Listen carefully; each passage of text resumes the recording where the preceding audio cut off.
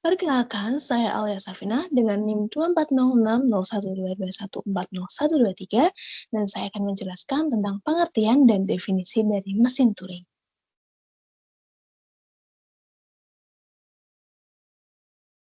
Kita masuk ke pengertian dan definisi dari mesin Turing. Jadi, mesin Turing sendiri adalah model matematika abstrak yang merepresentasikan cara kerja komputer secara teoritis. Nah, mesin ini digunakan untuk memahami konsep algoritma dan memodelkan proses komputasi. Apa aja sih proses komputasi yang dapat diselesaikan secara mekanis? Nah, mesin Turing ini adalah dasar dari teori komputasi modern dan dianggap sebagai model ideal untuk memahami kemampuan dari komputer yang akan dibuat. Nah, kita masuk ke Alan Turing. Alan Turing adalah matematikawan Inggris yang memperkenalkan konsep mesin Turing dalam makalahnya Uncomputable Numbers with an Application to the Einstein-Dance Problem pada 1936. Nah, makalah ini tuh memperkenalkan ide bahwa ada masalah tertentu yang dapat dihitung menggunakan algoritma tertentu. Semua masalah pasti ada penyelesaiannya, tapi ada masalah yang tidak dapat dihitung penyelesaiannya. Nah, mesin Turing ini digunakan sebagai alat konseptual untuk menguji kira-kira masalah apa yang bisa diselesaikan dengan komputasi dan masalah apa yang tidak. Nah, konsep inilah yang kemudian dipakai untuk membangun dasar bagi perkembangan komputer digital modern. Nah, kita masuk ke komponen yang ada di mesin Turing. Yang pertama itu ada head. Head itu tuh digunakan untuk membaca dan menulis simbol yang ada di tape. Nah, selanjutnya ada tape. Tape itu digunakan untuk menyimpan simbol. Tape ini tuh panjangnya tidak terbatas. Dan selanjutnya ada fungsi transisi yang menentukan bagaimana simbol yang ada dalam tape yang dibaca oleh head akan dioperasikan. Dan kira-kira simbol itu tuh akan menghasilkan apa. Nah, selanjutnya adalah komunikasi dengan mesin Turing. Nah, mesin Turing itu bekerja dengan cara, kan tadi ada tape untuk menyimpan simbol dan ada head untuk membaca simbol-simbol yang ada dalam tape. Nah, pada suatu waktu, head itu dapat melakukan aksi membaca simbol yang ada dalam tape, lalu menulis simbol yang ada dalam tape, menulis simbol masuk ke dalam tape, serta bergeser ke kanan atau ke kiri. Dia bisa membaca simbol setelahnya atau kembali ke simbol sebelumnya yang sudah dia baca. Nah, dengan cara serupa, tadi dia bisa read, bisa write, dan bisa move ke left dan right, dia itu tuh bisa menangani keadaan kosong yang direpresentasikan dengan simbol diamond, wajib.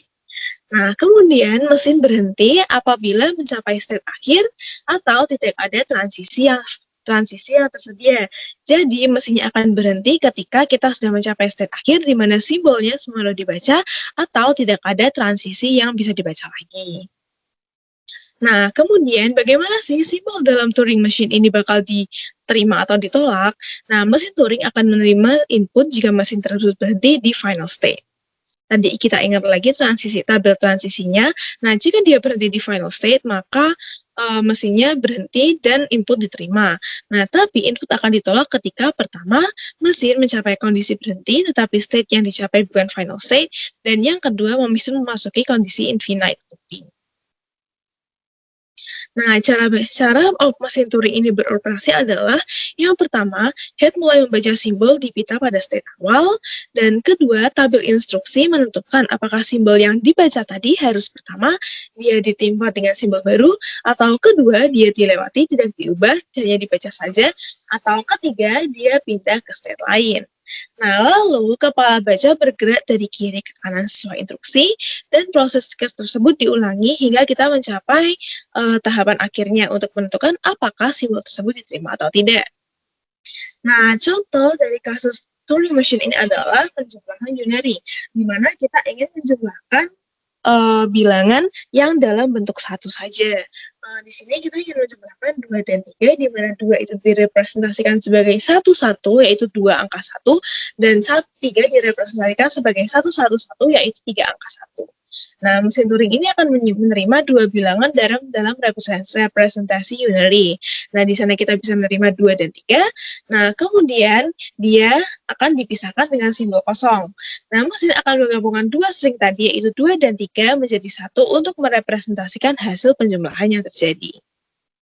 Nah, kita lihat lagi dari soal ini, kita bisa menyimpulkan bahwa pertama, inputnya adalah bilangan pertama dalam bentuk unary, yaitu 2 yang direpresentasikan dalam bentuk unary, yaitu 1 dan 1, simbol plus di tengah, dan bilangan kedua, yaitu 3 dalam bentuk unary, yang direpresentasikan sebagai 1, 1, 1.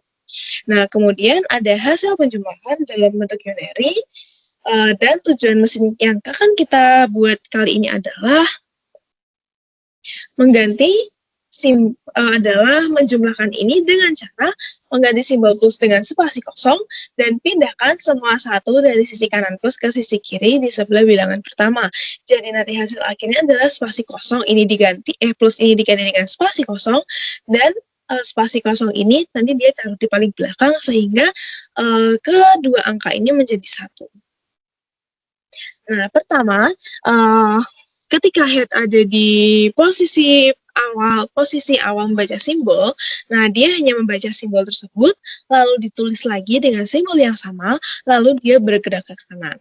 Nah, karena simbol ini masih keadaan pertama, dan simbolnya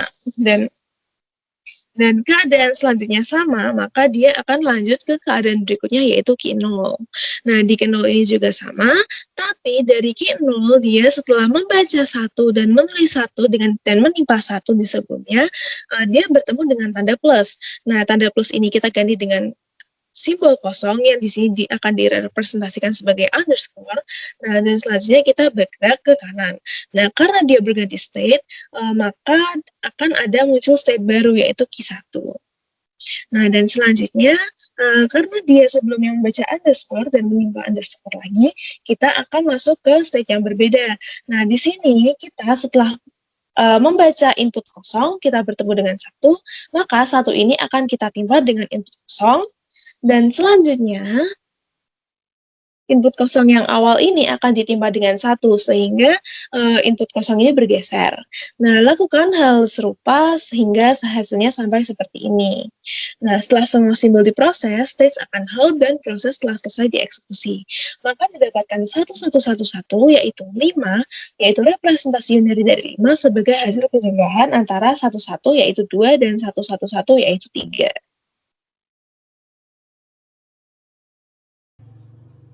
Perkenalkan, saya Tirza Aurelia Wijaya dengan NIM 24060611221300047.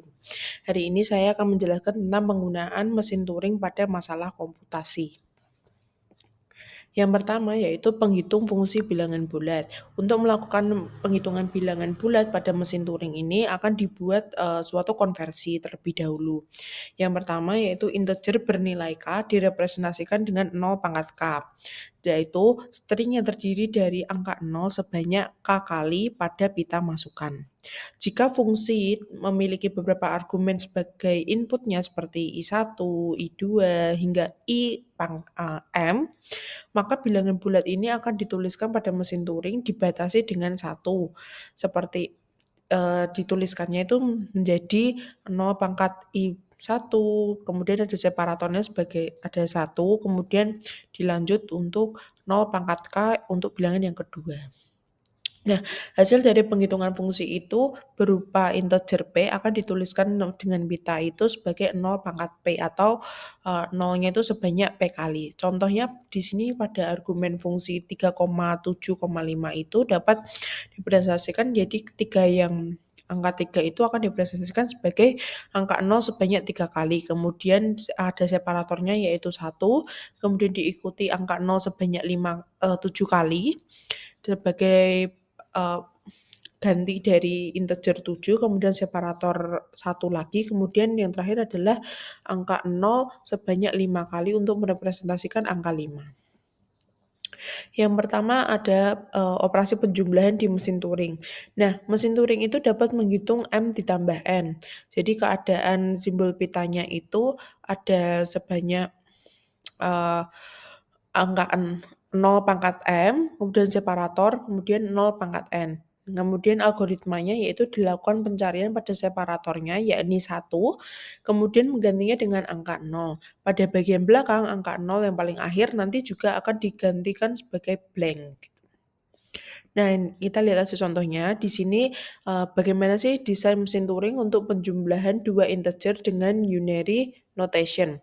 Yang pertama itu jika kita memiliki dua bilangan yaitu A itu 4 dan B itu 3, maka langkah yang pertama kali itu adalah ubah, A dan angkanya ini, A dan B ini menjadi 0 sebanyak K kali. Di sini kan A itu, merepresentasikan angka 4. Nah, makanya kita akan menuliskan nolnya itu sebanyak 4 kali. B itu, merepresentasikan angka 3, maka kita akan menuliskan angka 0 itu sebanyak 3 kali.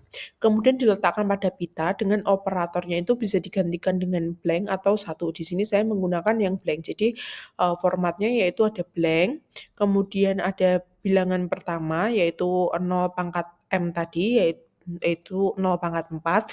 Kemudian ini sebagai separatornya, kemudian diikuti oleh bilangan yang kedua yaitu 0 pangkat n atau di sini adalah 0 pangkat 3. Nah, pada penjumlahan ini kita akan mulai pada angka string 0 yang paling kiri yaitu. Nah, tapi di sini itu jangan mengubah simbol nolnya ini, tetapi kita akan memindahkan head-nya kan sekarang berada di yang 0 paling kiri ini, akan dipindahkan ke kanan. Nah, kemudian, di yang 0 yang kedua ini juga tidak diubah angka 0-nya, kita hanya memindahkan head-nya ke kanan. Kita akan mencari hingga B-nya itu di mana. Nah, ini karena belum B, kita masih ke kanan lagi karena belum B. Nah, di sini kita menemukan simbol B atau blank. Nah, simbol B ini nanti akan digantikan dengan angka 0, seperti ini. Jadi angka B-nya kita coret, digantikan ke angka 0. Kemudian kita akan lanjut, move head-nya itu ke kanan, masih ke kanan lagi, tetapi di sini itu sebenarnya sudah ganti state gitu. Jadi angka 0 yang di sebelahnya itu juga tidak diubah, menjadi, simbol lain.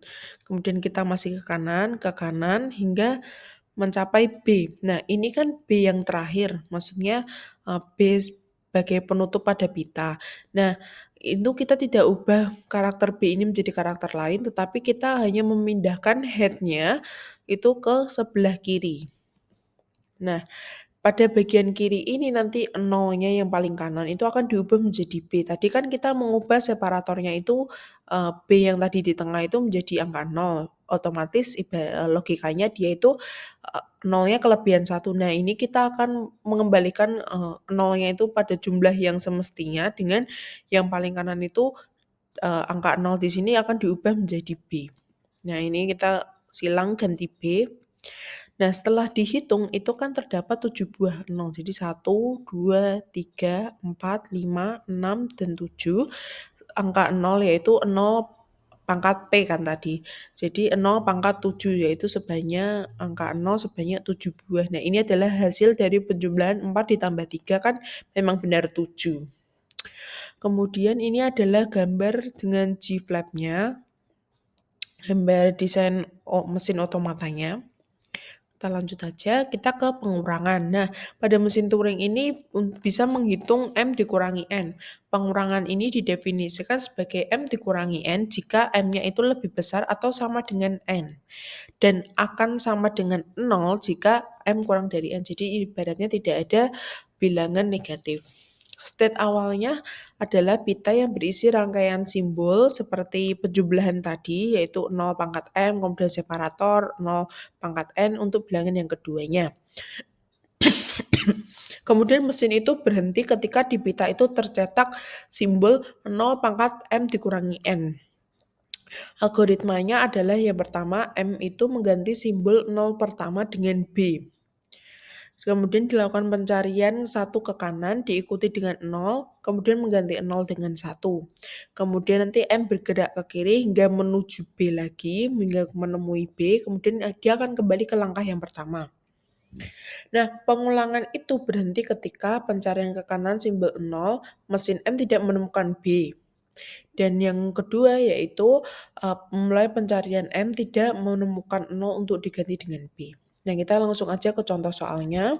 Nah, bagaimana sih desain mesin Turing untuk pengurangan dua integer dengan unary notation? Jadi unary notation itu bilangan bulat ya, dia tidak desimal, tidak biner gitu.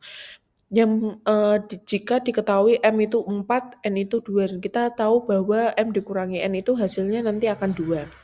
Kemudian langkah yang pertama yaitu mengubah M dan N ini menjadi sebanyak K kali seperti yang ada di penjumlahan. Jadi 4-nya ini kita ubah menjadi 1, 1, 1, 1. Jadi tidak harus 0, 0, 0, 0 gitu ya teman-teman, tapi bisa juga digantikan 1, 1, 1 dengan separator yang berbeda.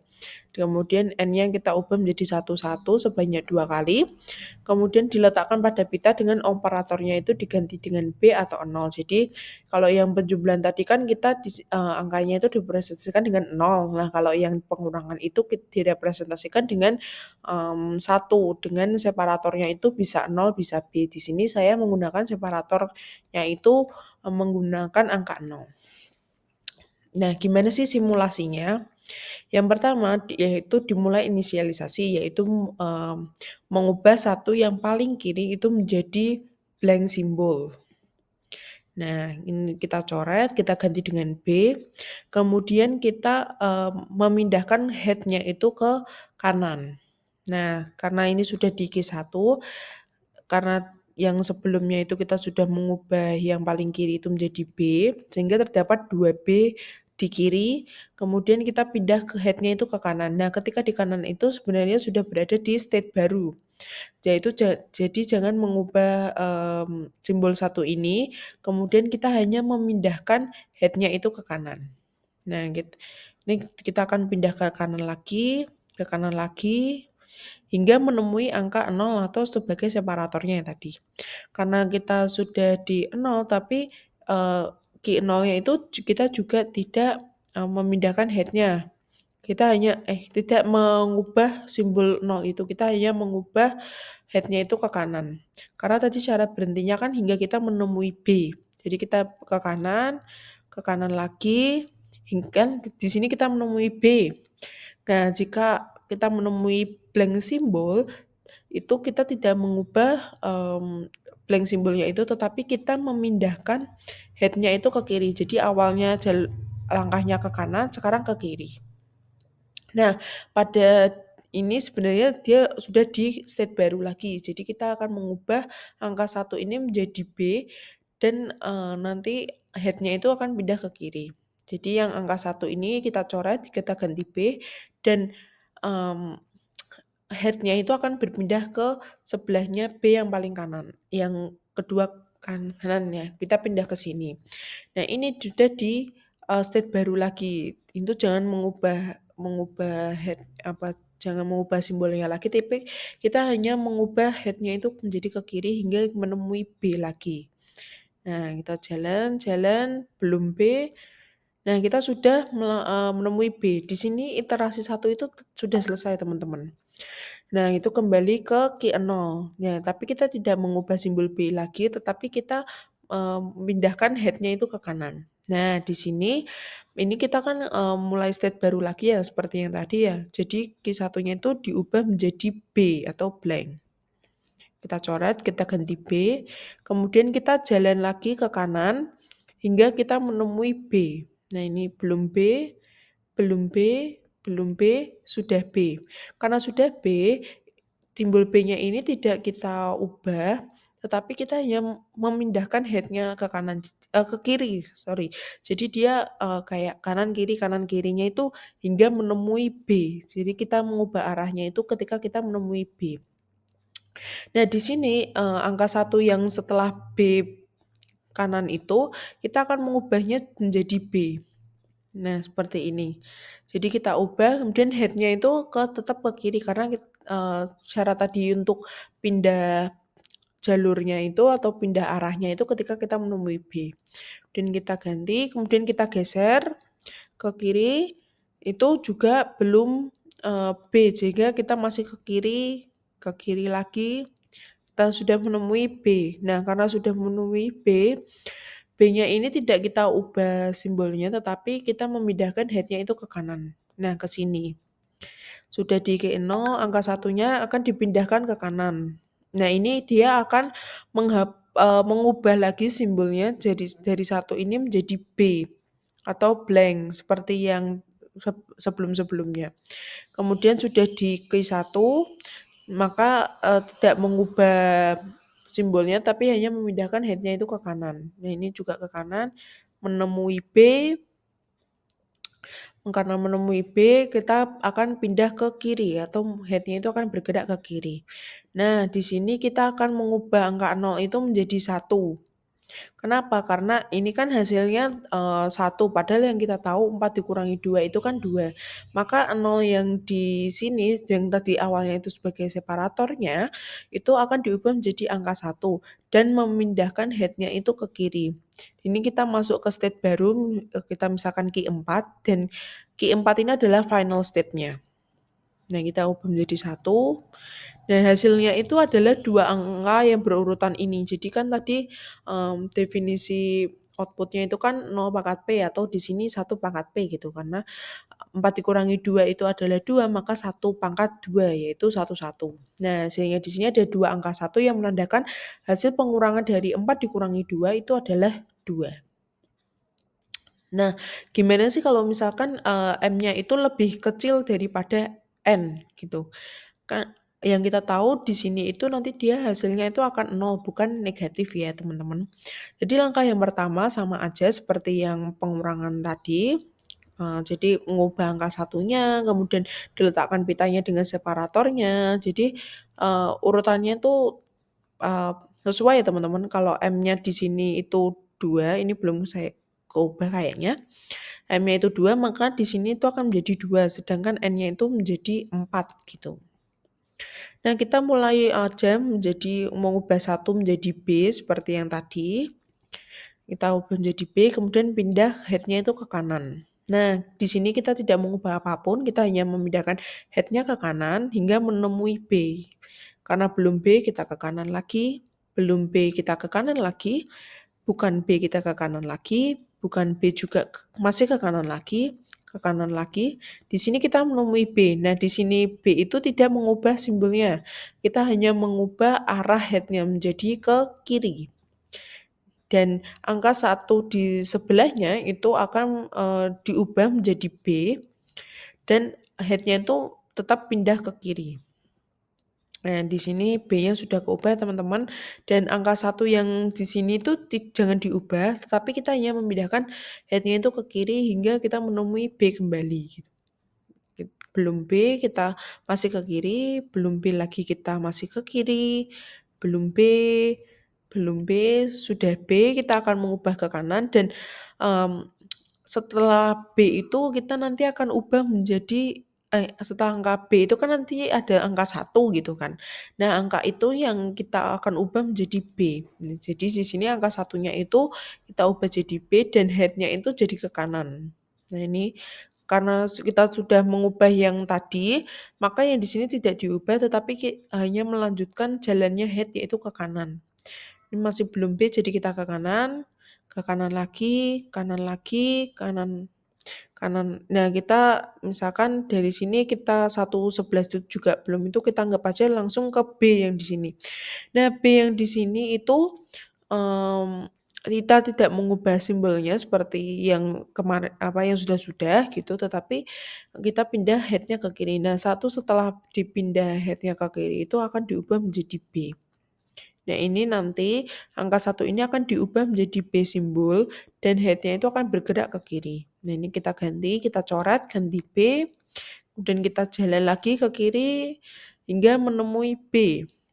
Nah, di sini kita B, kita tidak mengubah simbolnya, tetapi kita akan mengubahnya itu head-nya menjadi ke kanan. Nah, di sini angka 0 ini, seperti yang iterasi jalan sebelumnya.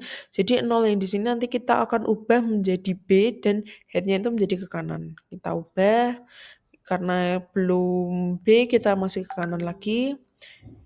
Nah, karena sebenarnya ini tinggal melanjutkan ya teman-teman, jadi B-nya itu juga angka 1 yang di sini tuh juga diganti menjadi B, ini juga diganti menjadi B karena, eee, yang kita tahu 2 dikurangi 4 itu kan negatif, tetapi pada mesin Turing ini tuh tidak menerima itu, dia hanya menerima 0 sebagai hasilnya, jadi kita ubah. Nah, hasilnya itu akan menunjukkan bahwa semua pitanya itu B.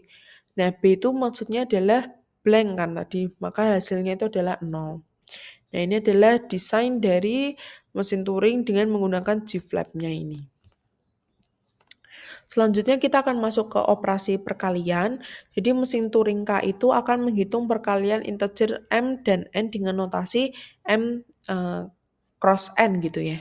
Keadaan awalnya itu pita mesin Turing terdiri dari 0 pangkat M, separator, kemudian 0 pangkat N sebagai bilangan keduanya. Nah, mesin Turing itu berhenti ketika outputnya itu nanti berisikan 0 pangkat M dikali N gitu. Algoritmanya yaitu tuliskan simbol 1 setelah 0 pangkat M, separator 0 pangkat N, kemudian kita salin 0 pangkat N-nya itu ke sebelah simbol yang satu tadi sebanyak M kali. Setiap kali kita melakukan penyalinan atau hal yang nomor 2 itu atau penyalinan tadi, kita akan menghapus satu simbol 0 dari 0 pangkat M.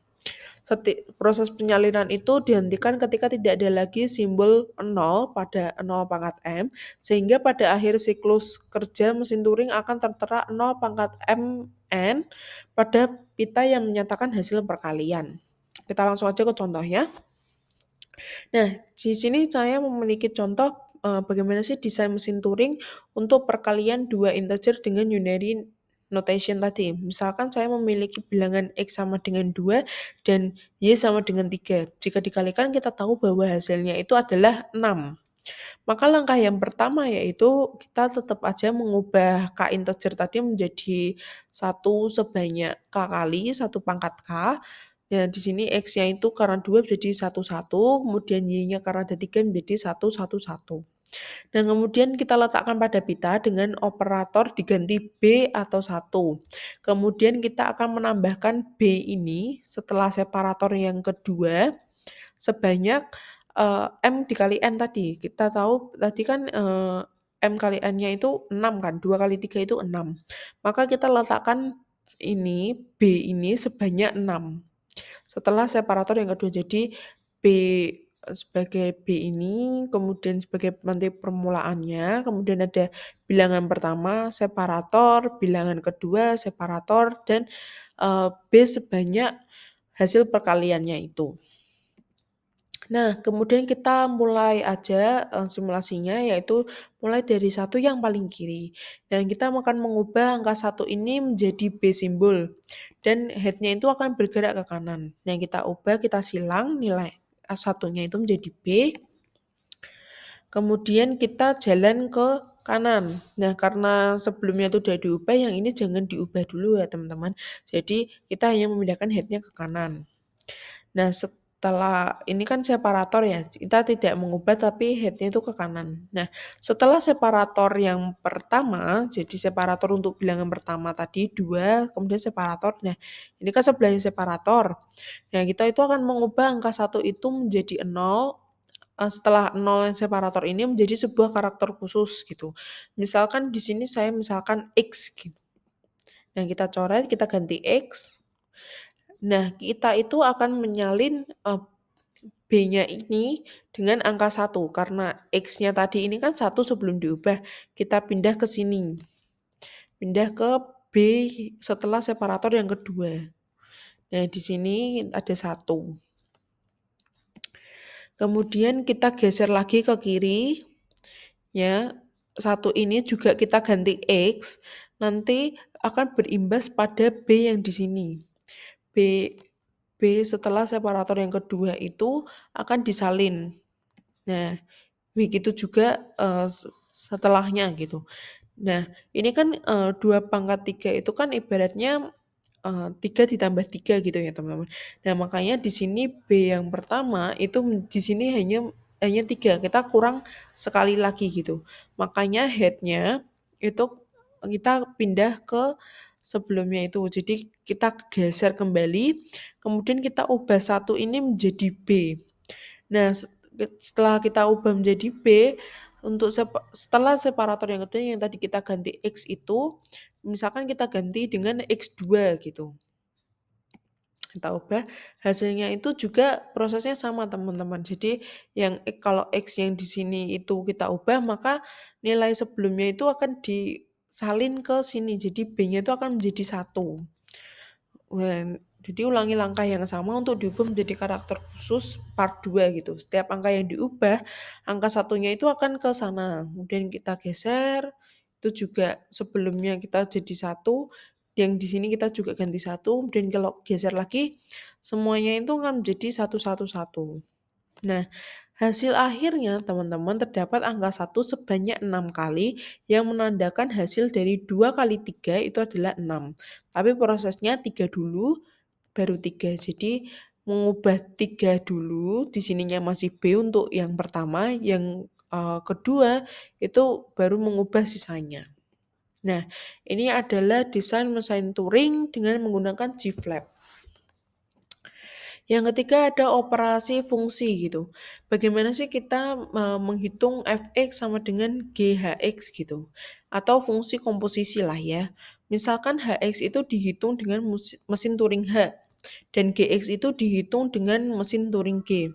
Algoritma untuk menghitung fungsi fx itu adalah dengan input 0 pangkat x pada pita, mesin Turing F akan mensimulasikan gerakan mesin H. Jika H selesai, output Hx kan dapat tuh teman-teman akan tertera pada pita. Kemudian dimasukkan dalam bentuk 0 pangkat Hx. Kemudian hasilnya 0 pangkat Hx itu akan masuk ke dalam mesin Turing G sebagai inputnya yang tertera pada pita. Jika G selesai itu kan akan mendapatkan output 0 pangkat GHX ini.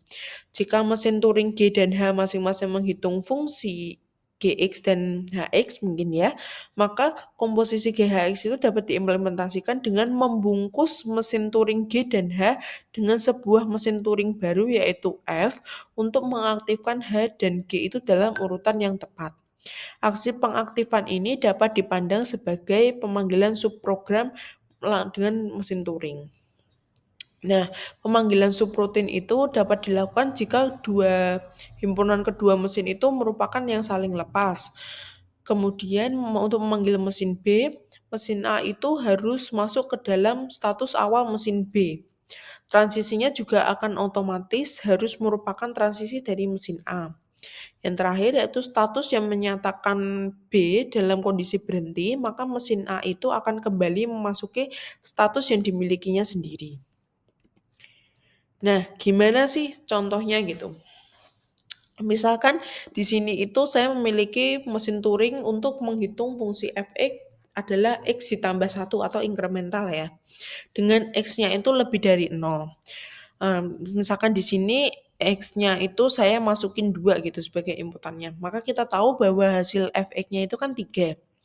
Yang pertama yaitu kita akan mengubah angka 2 itu menjadi 00 atau 11. Di sini saya akan memakai yang 11. Dengan pembuka dan penutupnya itu blank. Kemudian kita jalan, di sini kita tidak mengubah angka satunya, kita hanya memindahkan headnya ke bagian kanan. Kita juga masih memindahkan headnya ke kanan hingga menemui B. Nah, pada B ini simbol akan diubah menjadi angka 1, kemudian kita akan menambahkan satu kolom untuk B. Kenapa? Karena fx-nya tadi kan X plus 1, maka kita perlu menyiapkan satu kolom tambahan untuk diisi B nanti. Jadi nanti headnya itu akan berpindah ke kanan. Nah, B-nya di sini kita coret ganti 1. Kita di sini menjadi B111 dan kita tambahkan satu kolom B untuk blank sebagai penutupnya pita lagi gitu. Nah, ini di sini sudah selesai. Kita tahu bahwa fx X plus 1 untuk inputan 2, maka itu kan dapatkan hasil 3. Nah, di sini kita sudah memenuhi bahwa satunya itu terdapat 3 kali 1, 1, 1.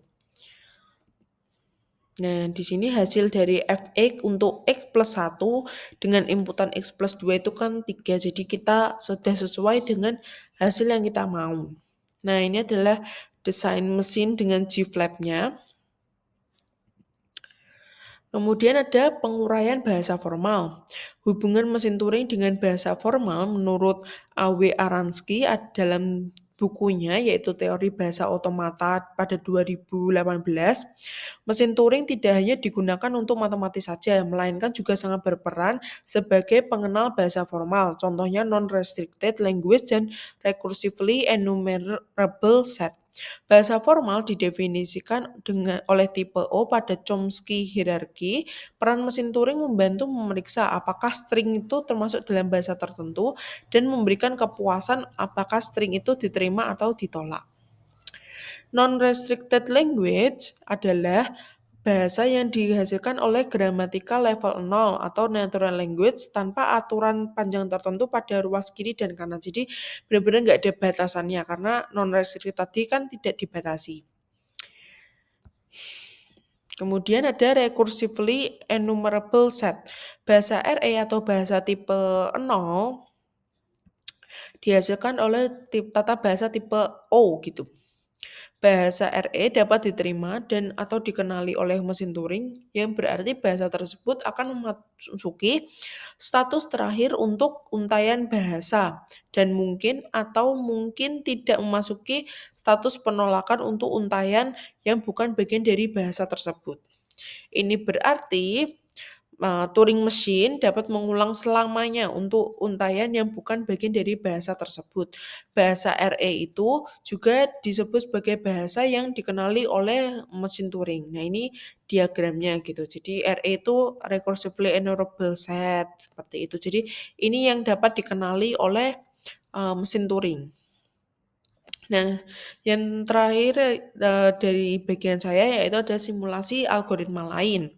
Nah, bagaimana sih desain mesin Turing untuk menerima string apapun string AB dan wajib diakhiri dengan AB. Ini kan kita ada gambar DFA-nya nih. Jadi kita B, A, kemudian B itu kan diterima, B, A, A, B juga diterima, B, A, A, B, A, B itu juga diterima. Kemudian setelah sini kita akan balik lagi ke B, itu pokoknya di sini akan selalu berakhiran dengan AB gitu. Ini adalah mesin DFA-nya. Nah, bagaimana sih bentuk mesin Turing-nya? Nah, bentuk mesin Turing-nya itu seperti ini. Jadi akan ada satu penambahan state baru, yaitu Q3 ini. Kemudian kita hanya memasukkan fungsi transisinya. Contohnya gini, dengan desain yang seperti ini, apakah string BAAB itu diterima? Nah, kita akan mulai dari head pada posisi B, transisinya adalah Q0, kan Q0 ke Q0, berarti ini. Dia akan bergerak ke kanan. Nah, nanti headnya itu akan bergerak ke kanan, seperti ini. Nah, karena sekarang headnya itu ada di posisi A, transisinya adalah Q0 menuju Q1, yaitu yang bagian ini. Jadi Q0 menuju Q1. Yang ini pitanya juga akan dibaca ke kanan. Nah, kita ke kanan misalkan kita juga melihat ini string A lagi. A pada gambar ini kan bisa nih ke sini. Tetap dengan headnya itu nanti akan dibaca ke kanan. Ke kanan, kemudian kita di sini ada head dalam posisi B, transisinya adalah Q1 ke Q2. Q1 ke Q2 di sini ada B. Kemudian dengan transisinya ini karena di sini R maka akan pindah ke headnya akan ke kanan.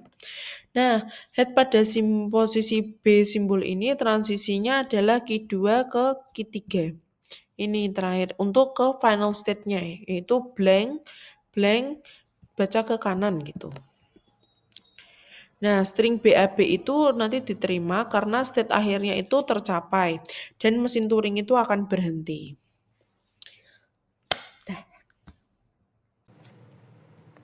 Selanjutnya, saya Mutia Zafira Sahna dengan NIM 2406012213071 akan menjelaskan terkait pengelompokan bahasa Chomsky hierarchy atau hierarki Chomsky dan implementasi mesin Turing dalam bahasa pemrograman seperti Python gitu. Nah, pertama ini saya akan menjelaskan tentang pengelompokan bahasa. Nah, di grammar sendiri seperti yang sudah kita belajar selama hampir 1 semester ini bisa kita definisikan secara formal sebagai kumpulan dari himpunan-himpunan variabel, simbol-simbol terminal, simbol state awal, terus final, dan dibatasi oleh aturan-aturan produksi gitu ya. Nah, pada tahun 1959 ada ahli nih yang bernama Noam Chomsky, itu dia melakukan pengelompokan tingkatan bahasa jadi 4 yang disebut hierarki Chomsky. Nah, pengelompokan bahasa itu dibagi menjadi 4 tipe ya teman-teman. Yang pertama ada regular. Regular expression itu seperti yang kita pelajari di sebelum UTS nih teman-teman, di mana itu meliputi DFA dan NFA. Di sini masih banyak banget batasannya, di mana A itu adalah sebuah simbol variabel dan B itu maksimal memiliki sebuah simbol variabel yang bila ada terletak di posisi paling kanan gitu. Jadi seperti yang kita udah belajar di sebelum UTS itu regular expression, ini terbatas banget gitu aturan produksinya. Nah, kalau yang ada yang namanya bebas konteks, yang dimana ini seperti pertemuan sebelumnya di tugas kelompok ketiga, itu dia itu contohnya itu mesin automatanya bisa pakai push down automata nih teman-teman. Jadi dia itu A-nya itu berupa sebuah simbol variabel. Nanti kita juga bakal bahas pengertian lebih lanjutnya secara sekilas, kalian review materi yang sebelumnya dan kasih contoh. Aku juga akan menggunakan contoh yang sudah aku gunakan di tugas kelompok sebelumnya. Lalu yang ketiga, yang tipe 1 itu ada konteks sensitif nih teman-teman, yang dimana dia itu aturan produksinya yang ruas kiri itu harus lebih kecil sama dengan ruas kanan. Lalu ada yang terakhir natural language, dimana di sini itu dia itu nggak ada batasan teman-teman. Jadi bahasa manusia pun itu termasuknya adalah natural language. Oke, kita mulai ya bahas satu-satu. Pertama dari level 0, dimana level 0 ini tadi adalah natural language.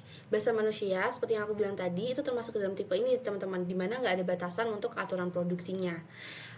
Jadi karena nggak ada batasan, beda sama yang sebelum-sebelumnya yang dimana ada yang depannya harus satu doang dan lain-lain, harus ada yang lebih kecil dan lain.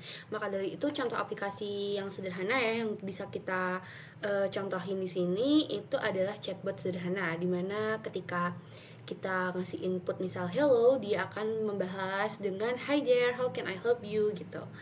Lalu kalau misalnya nanya how are you, dia akan membalas dengan I'm just about but I'm doing great kayak gitu. Terus kalau misalnya kita bilang bye, dia bakal bilang goodbye, have a great day gitu. Nah itu kan sebenarnya kayak kita bercakap-cakap setiap hari gitu ya. Nah itu yang namanya natural language. Di sini ada contoh aplikasinya yang di sebelah kanan, dimana di situ inputnya itu adalah hello, how are you and bye, dan dia bakal ngasih output sesuai dengan yang sudah ada di aturan produksi yang di atasnya gitu. Ini sebenarnya adalah contoh dan gimana kalau misalnya selain hello, how are you and bye, dia akan return dia nggak ngerti gitu. Jadi kalau misalnya dia selain itu dia akan I'm sorry I don't understand gitu. Jadi di sini ini adalah contoh sederhana aja ya. Mungkin nanti kedepannya di matkul yang lain atau di itu bisa explore lebih jauh tentang natural language. Yang kedua ada level 1, di mana level 1 ini adalah konteks sensitif nih teman-teman, yang dimana tadi syaratnya adalah panjang string di ruas kiri itu lebih kecil sama dengan panjang string di ruas kanan. Nah contohnya kayak ini ada AB menghasilkan ABA yang dimana itu lebih kecil gitu ya. Nah biasanya konteks sensitif ini tuh cocoknya itu untuk pola yang lebih kompleks nih teman-teman, yang dia tuh punya ketergantungan antara bagian stringnya. Contohnya ini aku kasih contoh validasi susunan kata pada kalimat formal, yang dimana misal kayak artikel kayak and, the itu tuh harus diikuti sama kata benda, yang misalnya contohnya di sini ada dog, fish, book, car gitu. Nah lalu ada subjek yang harus diikuti sama kata kerja, dimana itu kayak eat, read, drive, work gitu. Dan jadi validasinya kita pakai ini di sini pakai aturannya pakai if else ya. Di sini pakai dimana pakai if ya. Jadi dimana ketika artikel itu tidak diikuti oleh kata benda, dia akan artikel tidak diikuti oleh kata benda ya, benar ya, dia akan invalid gitu. Tapi kalau misalnya dia itu diikut atau subjek itu diikuti oleh kata kerja, dia juga dianggap invalid. Selain itu berarti dia akan dianggap untuk memenuhi aturan, teman-teman. Jadi kayak I eat a fish itu berarti kan I eat, berarti dia invalid karena dia itu sorry I eat itu dia valid ya, karena dia itu kan kata subjek diikuti oleh kata benda gitu. Yang nggak valid itu misal kayak I earn, itu kata subjeknya itu tidak diikuti oleh kata kerja tapi diikuti oleh kata artikel gitu, malah diikuti oleh artikel padahal harusnya diikuti oleh kata kerja gitu. Jadi itu sebenarnya contoh kecil ya dari konteks sensitif, dimana dia punya ketergantungan nih antara string yang depan dengan string yang selanjutnya gitu, dia punya ketergantungan gitu. Nah itu lebih cocok pakai konteks sensitif. Lalu ada nih yang baru kita pelajari di minggu kemarin di tugas kelompok ketiga, dimana itu bebas konteks. Dan di sini aku contohnya itu adalah validasi keseimbangan tanda kurung gitu ya. Dimana di sini aku pakai PDA seperti contoh di tugas kelompok sebelumnya, sama aja caranya. Jadi kita itu kalau di PDA ini seperti biasa ya, setiap dia dia pakainya stack ya, disimpan. Jadi kalau misalnya dia membaca kurung buka, dia akan nge-push. Setelah dia nge-push kurung buka, tapi kalau misalnya dia membaca kurung tutup, dia akan menghapus kurung bukanya gitu. Jadi dia sampai akhirnya dimana kondisi yang diterima itu adalah ketika stacknya itu kosong ya teman-teman, dimana berarti itu seimbang gitu. Nah itu di situ kita memberi contoh, sebentar ya, di situ kita memberi contoh. Di sini inputnya itu kurung buka, terus kurung buka, terus kurung tutup, ini seimbang ya karena 3. Nah kalau yang ini kurung bukanya 2, kurung tutupnya 1, jadi ditolak gitu teman-teman. Oke, lanjut, mungkin sekilas aja ya karena ini sudah dibawakan juga di tugas kelompok sebelumnya itu. Nah yang terakhir ada reguler nih teman-teman. Sebenarnya reguler ini juga pernah sudah ada tugas kelompoknya, yang dimana itu waktu itu kita disuruh mengimplementasikan ya regular expression menggunakan bahasa yang berbeda-beda nih. Kebetulan saat itu saya menggunakan bahasa Dart, dimana saya membuat salah satu contoh aplikasinya ya, selain mungkin detektor pola reguler ini, saya membuat penghapus timestamp gitu. Jadi kita memasukkan transkrip dan menghapus timestampnya. Jadi pola timestamp itu dimasukin pakai regular expression, dikenalin pakai regular expression, lalu dihapus gitu. Jadi itu salah satu contoh aplikasinya. Selain itu juga ada validasi email itu, tapi di sini saya tidak menggunakan contoh itu karena saya akan menceragamkan semua contohnya menggunakan Python. Dan ini saya membuat yang sederhana aja, dimana deteksi pola reguler yang A bintang B, dimana kalau kita tahu bintang itu artinya muncul 0 atau 1 atau lebih. Jadi ketika dia dimasukkan A, B, dia akan menerima. Dimasukkan B doang, dia juga akan menerima karena A nya boleh 0. Tapi kalau dia dimasukkan BA, yang dimana harusnya akhirnya tuh B, dia akan false karena dia tidak diterima gitu. Nah itu adalah contoh pengelompokan bahasa dan aplikasinya gitu ya teman-teman. Tapi ini masih sekilas aja, jadi mungkin banyak akan penggunakannya di dunia sehari-hari yang mungkin bisa dieksplor. Oke,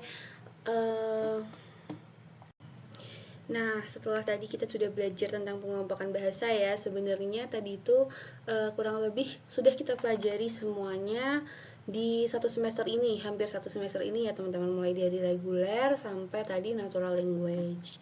Nah lanjut, karena hari ini pembahasan kita tentang mesin Turing, saya akan lanjut untuk menjelaskan implementasi mesin Turing dalam bahasa pemrograman Python teman-teman. Oke, lanjut aja. Nah, seperti yang mungkin sudah dijelaskan oleh beberapa rekan saya di depan, untuk mesin Turing sendiri itu ada beberapa komponen ya teman-teman. Ada pita, lalu ada mungkin sambil kita review ada head atau yang menyimpan posisi kepalanya itu di mana. Kemudian ada tabel instruksinya gitu. Nah, di sini sebelum kita mulai ke code-nya dan mungkin sedikit visualisasi ya biar nanti kita bisa gampang memahaminya, itu kita akan mengenal struktur datanya dulu nih teman-teman. Untuk pitanya kita menggunakan list Python teman-teman, contohnya kayak gini, dimana simbol pitanya itu diakses menggunakan index, dan kita akan, dan simbol yang ini, yang underscore ini, dia merepresentasikan ruang kosong gitu. Lalu ada struktur data untuk kepala atau head ya, yang digunakan untuk membaca dan menulis, dimana direpresentasikan sebagai variabel integer teman-teman. Dan operasinya itu ada tiga sebenarnya teman-teman. Dia bisa ke kanan, dia nanti head positionnya itu +1, atau ke kiri head positionnya bakal -1. Terus nanti ada satu lagi dia diem aja gitu lah. Kita juga bakal bahas di belakang supaya lebih jelas. Lalu untuk tabel instruksinya itu kan sebenarnya kayak aturan produksi mungkin ya. Dia itu sebenarnya kumpulan aturan yang gimana sih caranya mesin itu ngerespon simbol-simbol tertentu yang masuk gitu dalam sebuah state gitu. Nah itu juga terdiri dari state, kondisi saat ininya dari mesinnya itu ada di state apa, lalu ada simbolnya yang dibaca itu apa, misalnya kayak 1 atau 0, atau mungkin kalau kata gitu ya mungkin bisa alfabet gitu ya, dan aksinya itu apa, misal kayak ganti simbol pada pitanya mungkin diganti jadi simbol kosong, atau pindah ke state yang sebelah mana, terus geraknya tuh mau ke kiri atau ke kanan, atau mau diem aja gitu. Nah dalam code nanti bakal kita buat dalam statement if else ya teman-teman.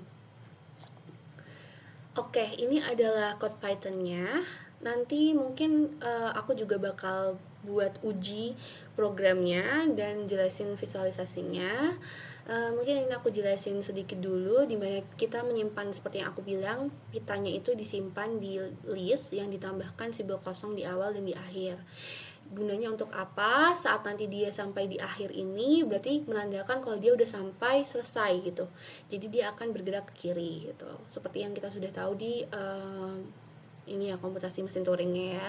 Head positionnya mulai dari 1, state-nya itu mulai dari key 1, terus step-nya itu langkahnya kita inisiasi jadi 0 gitu. Nah, ini adalah logikanya. Aku bakal jelasin lebih lanjut nih di sini. Ketika dia state-nya di key 1 dan dia itu bukan kosong, dia akan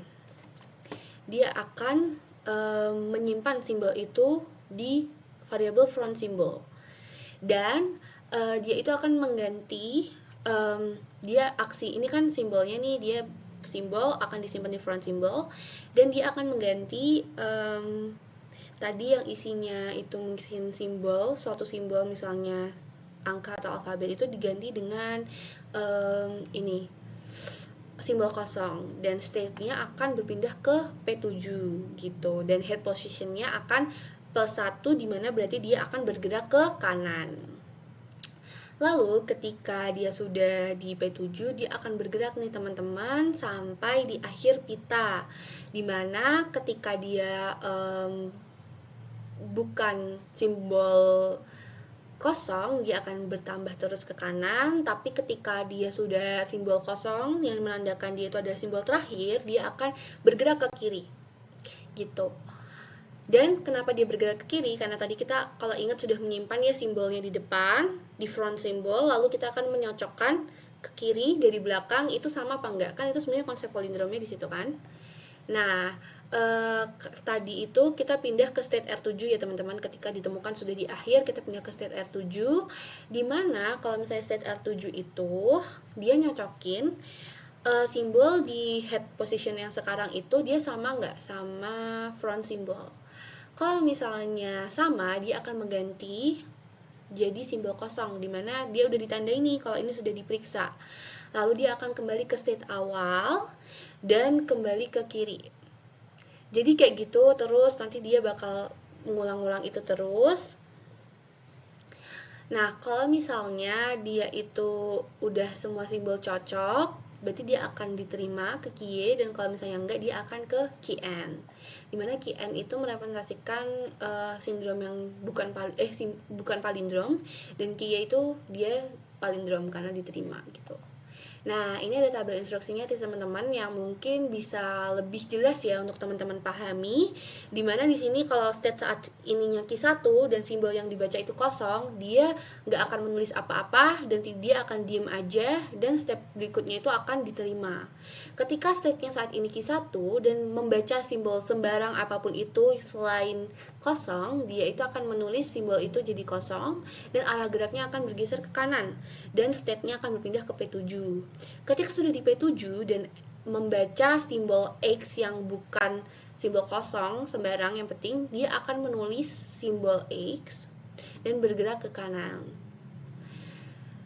gitu. Jadi terus dia akhirnya akan pindah ke state berikutnya. Ketika dia membaca state kosong, simbol kosong dan minus simbol kosong, dia akan ini berarti udah sampai akhirnya dia akan bergerak ke kiri dan pindah ke state R7. Ketika sudah ke R7 dan X-nya cocok sama nih, X-nya kayak front symbol tadi, dia akan menulis simbol kosong.